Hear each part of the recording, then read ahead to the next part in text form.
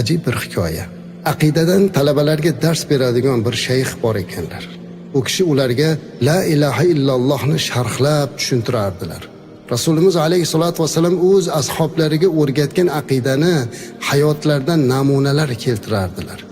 Shayx shuningdek qushlar, mushuklarni boqishni xo'p yaxshi ko'rar ekan. Kunlarning birida shogirdlardan biri ustoziga to'tiqush hadya qilibdi. Shayxga u juda yoqib qolibdi. Uni doim yonida olib yurib, o'zlari ham ko'p qaytarganliklari va darslarda ham doimo la ilaha illalloh haqida gapiraverganlaridan tuni kun shuni aytilganligi uchun to'ti bu so'zni yodlab olibdi. Sayrash o'rniga la ilaha illalloh deb sayrar ekan. Bilasizki, to'ti eshitgan narsani yodlab oladi. Bir kuni talabalar darsga kelsalar, shayx yig'lab o'tirgan ekanlar. Hayron bo'lib, ustoz nega yig'layapsiz dedilar. Shunda mushuklarim to'tiga hujum qilib to'timni yeb qo'yishdi dedi. Shogirdlar hayron bo'lib, shunga shunchami ustoz, biz sizga yana to'ti topib beramiz, yana to'ti hadya qilamiz, siqilmang deyishdilar.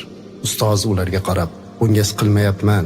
Mushuklar to'tiga hujum qilishganda jon talvasasida faqat chirqiradi. Vaholanki to'ti har qanday holatda kunu tun la ilaha illalloh derdi.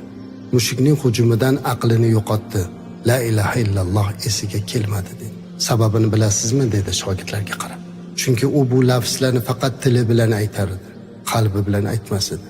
Qalbi bunga o'rganmagan, uni his etmas edi. Bu gapni aytib ustoz bir oz sukutdan so'ng so'zini davom etdi. Biz ham shu to'ti kabi bo'lishimizdan qo'rqaman. Hayotda yashab la ilaha illallohni takror tilda aytsak-da, o'lim kelganda yodimizdan chiqarib, qalbimiz uni tanimagani uchun esimizga keltira olmasak-chi deb qo'rqib yig'layapman degan ekanlar. Talabalar bu voqeadan ta'sirlanib ustozlari bilan birga qo'shilib yig'lashdilar. Ha azizlar, modomiki bu kalimani aytar ekanmiz, qalbimizla aytmasak xuddi to'ti kabi bo'lib qolamiz.